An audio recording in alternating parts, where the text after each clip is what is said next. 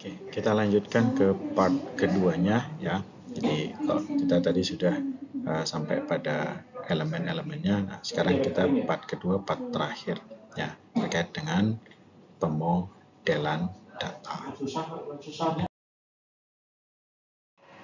Setelah kita bicara tadi terkait dengan tujuan, kemudian juga prinsip-prinsip serta elemen-elemennya, maka tahap terakhir di dalam pemodelan di dalam mendesain data adalah bagaimana kita melakukan pemodelan data. Ya. Nah, jadi dimodelkan. Kenapa dimodelkan? Sama saja seperti halnya sama hal seperti pada saat analisis kita melakukan pemodelan. Nah, gitu kan? Apa sih tujuan pemodelan? Pemodelan itu kan menyederhanakan, ya, membuat lebih sederhana sehingga mudah untuk dipahami. Begitu juga dengan data. Kayak kita modelkan. Itu kan tujuannya tadi untuk mudah dipahami. Nah, pemodelan data ini kita lakukan menggunakan representasi visual. Artinya apa? Bentuk-bentuknya berbentuk grafis, tidak berbentuk teks. Ya. Ini untuk memudahkan kita berkomunikasi, ya kan? Nah, berkomunikasi dengan seluruh pemangku kepentingan. Ya. Nah, peran utama yang harus diperhatikan ya dalam pemodelan data itu kan baik bahwa pemodelan data ini harus bisa menggambarkan semua jenis data yang digunakan di dalam sistem, ya, baik itu terutama sekali data-data yang disimpan. Kenapa ya? Karena kalau ya data ini berarti kalau kita bicara mendesain data, berarti data yang nanti akan disimpan dalam sistem ini. Kalau ada yang diretrieve ya, yang diretrieve kan beda lagi. Yang diretrieve kan tergantung pada yang disimpan. Kalau tidak ada yang disimpan maka tidak bisa diretrieve. Itu konteksnya. Nah, pemodelan data ini menjadi roadmap, kan? Roadmap yang kita sediakan untuk memandu kita lebih memahami lebih dalam lagi terkait dengan data-data apa saja yang harus disimpan. Ya, nanti akan menghasilkan kalau dia disimpan strukturnya bagaimana, kan? Sama seperti halnya kalau misalkan kita membuat satu penyimpanan dokumen. Dan dokumennya kan kita harus bikin polanya, harus bikin roadmapnya. Kenapa bikin roadmapnya? Ya nanti akan dengan mudah kita menelusurinya. Apakah perlu nambah rak ataukah kita harus melakukan apa di dalamnya. Nah, proses pemodelan kita awali dengan mengumpulkan informasi yang diperlukan dari para pemangku kepentingan. Nah, proses ini sudah dilakukan di tahap analisis. Kan? Di analisis kita sudah melakukan itu. Pada saat analisis data, kita mengumpulkan nih. Nah, para pemangku kepentingan ini memerlukan informasi apa? Informasi ini punya item-item apa saja. Nah, dari item-item ini kemudian kita klasifikasi, kita kategorikan. Nah, setelah kita kategorikan, maka kita dapatkan tuh. Oh, ini kemudian kita kelompokkan menjadi satu kelompok yang memiliki kesamaan, yang bisa mendeskripsikan sesuatu yang kemudian kita namakan, misalkan, oh ini adalah data barang, oh ini adalah data mahasiswa, oh ini adalah data pelanggan, oh ini adalah data apa. Itu setelah kita klasifikasikan. Nah, pemodelan data juga sama seperti itu. Ya, kita mulai dari situ ya. Setelah kita kumpulkan tadi, kemudian barulah kita lanjutkan tadi ya. Setelah kita kelompokkan, kemudian kita representasikan dalam bentuk representasi visual tadi untuk memudahkan pembacaan. Nah, model data sepenuhnya ditentukan oleh kebutuhan bisnis. Ya, jadi bukan kita yang desainer yang kemudian menentukan, bukan gitu. Tapi kebutuhan bisnisnya seperti apa. Makanya tadi sudah dikatakan bahwa kita awali dari apa? Kita kumpulkan nih apa yang dibutuhkan oleh para stakeholder. Di dalam proses ini dia punya apa saja, dia perlu apa. Nah, keperluan inilah yang kemudian harus kita modelkan dan kemudian kita rancang bagaimana bentuknya sehingga semua kepentingan ini atau semua keperluan ini bisa diwujudkan. Itu adalah fungsinya pemodelan data. Nah, prosesnya seperti ini sebenarnya kalau kita gambarkan ya. Data ini data, kemudian kita bicara desain itu berarti mencakup ya, arsitekturnya data itu mencakup pada konsep model, kemudian logical model, physical model. Dan inilah yang nanti dianalisis oleh data arsitek. Data arsitek menganalisis nih bagaimana konsep modelnya, logical modelnya maupun physical modelnya. Nah, dapat kita simpulkan bahwa ya kita bicara desain data, model-model data tadi, berarti data itu kita bagi menjadi konseptual data model, logical data model, kemudian physical data model. Nah, ini yang sering kita lupakan. Kita hanya tahunya ketika kita ngomong desain ya tiba-tiba fisikal saja. Apa bedanya dari ketiga model data ini?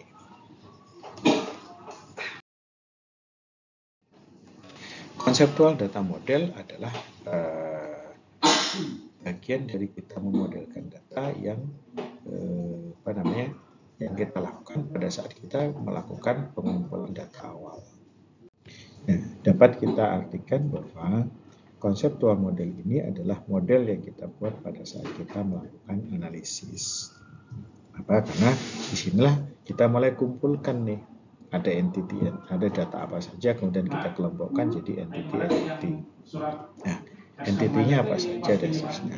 Nah, model konseptual ini mencakup kelas entitas apa saja yang menentukan elemen-elemen yang ada. Nah, kemudian kita bikin dalam bentuk model data, kemudian batasan, karakteristiknya dan sebagainya. Nah, biasanya inilah yang kita buat dalam bentuk kalau dalam database kita bangun menjadi entity relationship diagram. Tetapi entity relationship diagramnya ini adalah pada level konseptual data model. Jadi kita bikin konsepnya dulu, konsep datanya mau seperti apa ini. Nah, tidak kemudian tiba-tiba sudah rancangan tabel, enggak, bukan begitu. Ya, dikasih konsepnya seperti apa. Kemudian dan yang kedua, logical data model.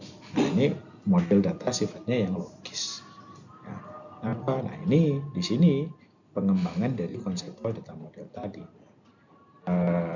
Tadi konsepnya seperti apa itu kan menunjukkan hubungannya bagaimana dan sebagainya. Nah, di sini kemudian kita mulai melihat lagi hubungan-hubungan relasi atau hubungan atau relasi antar data tadi, antara entitas tadi, menimbulkan sesuatu yang baru enggak, menimbulkan sesuatu yang berbeda enggak. Nah, kalau berbeda, apa perbedaannya? Makanya dalam proses transformasi tadi, kalau kita flashback lagi ke mappingnya, ya, translasi dari analisis ke desain, ingat desain data itu diambil dari entity relationship diagram, kamus data. Artinya apa? IR diagram yang kita buat di dalam analisis itu bukan final, itu bukan rancangan, itu adalah konseptual data model. Sedangkan logical data model adalah kita lihat nih dari IR diagram, kemudian kita lihat lagi dalam data dictionary, ada nggak tambahan-tambahan, ada nggak perubahan-perubahannya. Nah, itu yang kemudian kita tuliskan dalam logical data model. Bentuknya masih sama, entity relationship diagram, tetapi sudah lebih jelas di situ. Sudah jelas tipe datanya, kemudian ukurannya, formatnya dan sebagainya. Nah, itu kita tuliskan di sini. Nah, ini yang kemudian kita sebut dengan rancangan data, ya. Jadi desain data itu adalah logical data model.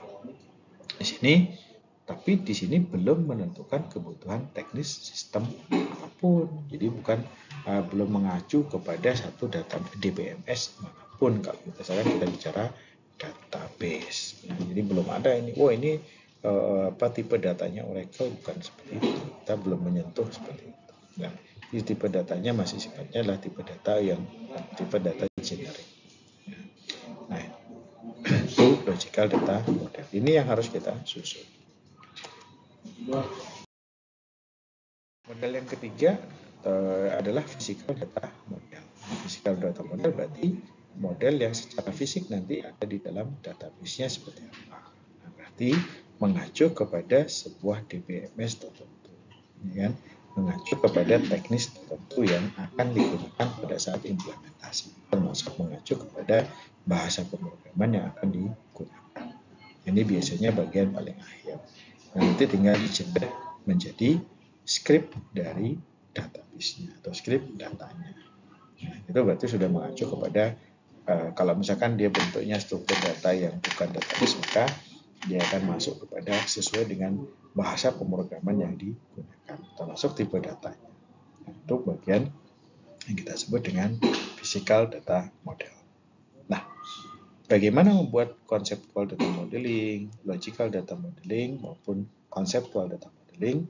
Nah, bisa dilihat nanti di video yang sebelumnya, itu bagaimana kita mendesain data menggunakan case tool. Nah, dalam ini di video saya ada menggunakan Power Designer.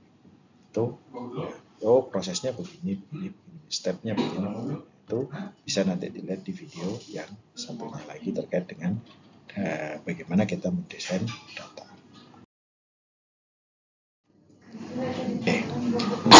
Tadi dikatakan bahwa pada saat perancangan model perancangan itu kan adalah data or class. Jadi bukan cuma data yang kita modelkan, termasuk juga kelas. Kalau memang pendekatannya berorientasi objek adalah bagaimana kemudian kita merancang kelas. Nah, bagaimana memodelkan kelas? Memodelkan kelas tidak dengan feeling ya. Oh ya, kayaknya kelas-kelasnya ini, kayaknya ini nih, kan begitu ya. Tapi kita ada langkah-langkah yang harus kita penuhi, ada step by step, dan ada aturan-aturan yang harus kita penuhi. Nah, kalau kita melakukan pemodelan kelas, maka ya, ini kalau kita melakukan pemodelan kelas, maka lakukan dulu identifikasi identitas kandidat kelas, ya Pak. Jadi identifikasi dulu nih calon-calon yang akan bisa menjadi kelas siapa saja. Dari mana kita bisa menemukan? Nah, Pressman menyarankan ya, dari Pressman dari Jordan, yang Jordan menyarankan bahwa kandidat kelas itu bisa kita ambil melalui beberapa sumber yang ada. Ya, caranya adalah ini ada 7 sumber. Yang pertama ada entitas eksternal.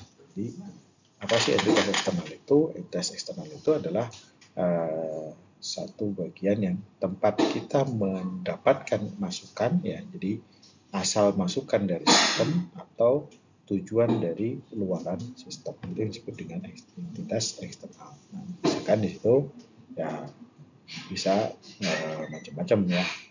Kemudian ada thing ya, namanya juga thing, segala sesuatu hal gitu kan, sesuatu hal yang ada di dalam permasalahan yang kita desain tadi ya, bisa laporan misalkan, tampilan, huruf, sinyal, dan sebagainya. Itu adalah thing, sesuatu ya. Kemudian yang ketiga bisa dari event ya. Nah, event atau kejadian apa, misalkan transfer, misalkan membayar, misalkan menyeberang, dan sebagainya. Itu adalah event-event ya. Kemudian role atau peran. Nah, role itu berbeda dengan unit. Role beda dengan unit. Kalau peran ini yang dia perankan. Kalau unit itu ya lembaganya. Misalkan unitnya adalah gudang. Perannya apa di dalam gudang itu? Bisa jadi dia adalah kepala gudang atau operator gudang. Unitnya misalkan marketing. Tapi perannya apa? Oh, dia kepala bagian. Oh, dia staff marketing. Itu peran. Jadi peran dan unit itu berbeda. Dua hal yang berbeda. Jadi jangan sampai bingung nanti apa bedanya peran dan unit. Jadi kalau peran itu fungsi yang dia kerjakannya, atau apa yang bisa dia lakukannya di dalam unit organisasi. Kemudian yang berikutnya adalah place atau tempat. Nah, tempat di sini biasanya akan berkaitan dengan event, gitu ya. Ini tidak lepas biasanya dengan event, kejadian atau peristiwa apa yang terjadi. Nah, itu misalkan kalau di gudang misalkan tempatnya di mana? Gudang. Nah, gudang itu bisa bagian, bisa tempat. Itu bisa juga seperti itu. Nah, gudang juga ada itu. Di bagian receiving. Tempatnya apa? Di loading. Nah, itu tempat-tempatnya. Nah, kemudian terakhir adalah struktur. Ya. Strukturnya segala sesuatu yang dia memiliki atribut. Ya. Nah, itu contohnya di situ misalkan sensor, kemudian kendaraan, dan sebagainya. Ini yang disebut dengan struktur.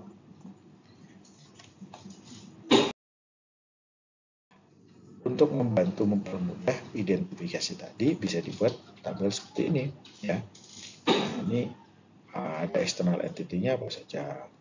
Nah, ini tadi yang klasifikasinya ya, external entity, hal dan sebagainya. Kemudian kita coba tuliskan. Nah, ini contoh misalkan identifikasi di kasus untuk anak ternak untuk klinik ya. Nah, ini kita bisa identifikasi seperti ini.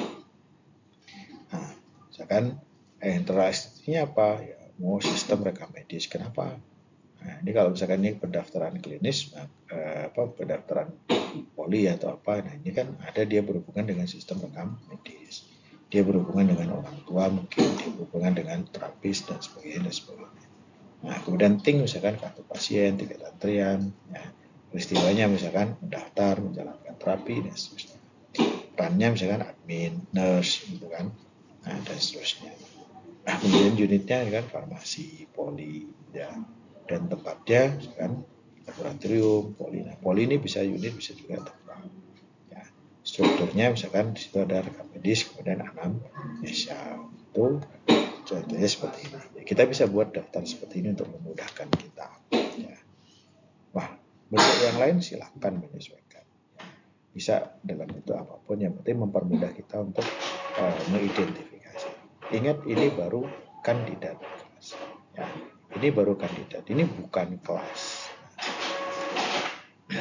Terus gimana caranya menjadikan ini kemudian menjadi kelas?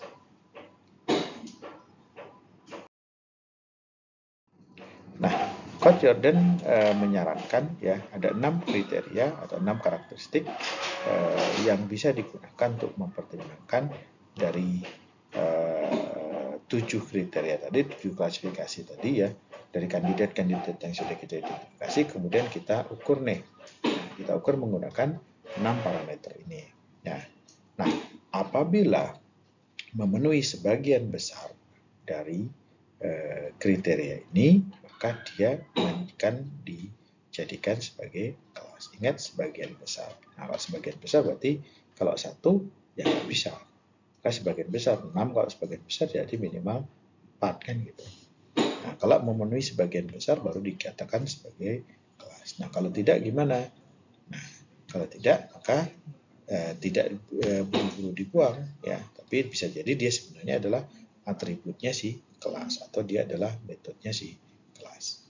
Nah, apa saja itu? Yang pertama, informasinya disimpan atau enggak? Ya, kalau enggak usah. Dia bukan kelas.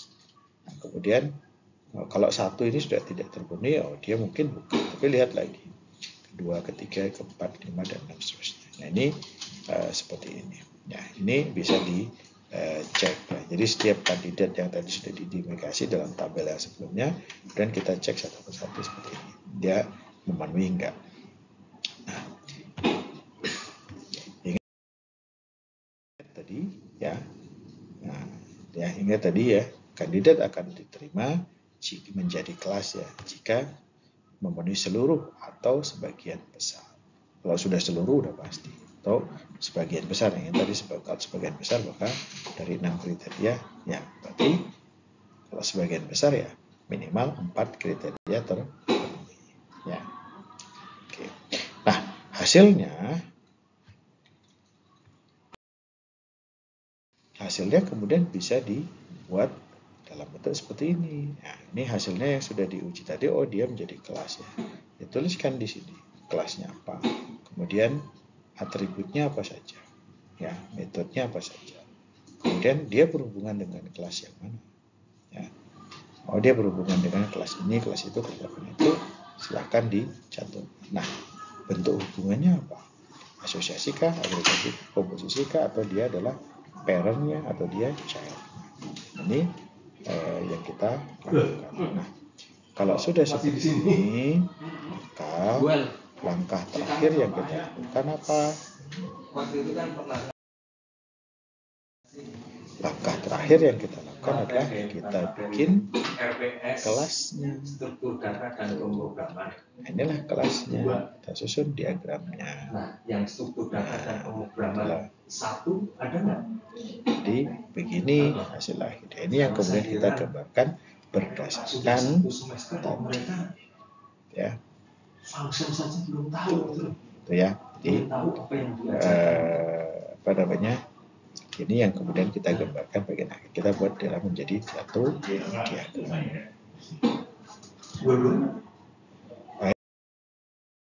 Itu mungkin paparan yang bisa saya sampaikan ya untuk desain data. Ini memang banyak hal yang mungkin masih belum dijelaskan. Kalau ada hal yang lainnya nanti kita akan paparkan di paparan selanjutnya. Jadi silakan kemudian kalau ada hal-hal yang perlu ditanyakan boleh nanti ditanyakan.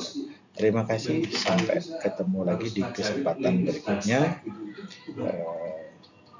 Bila taufiq wal hidayah. Assalamualaikum warahmatullahi wabarakatuh.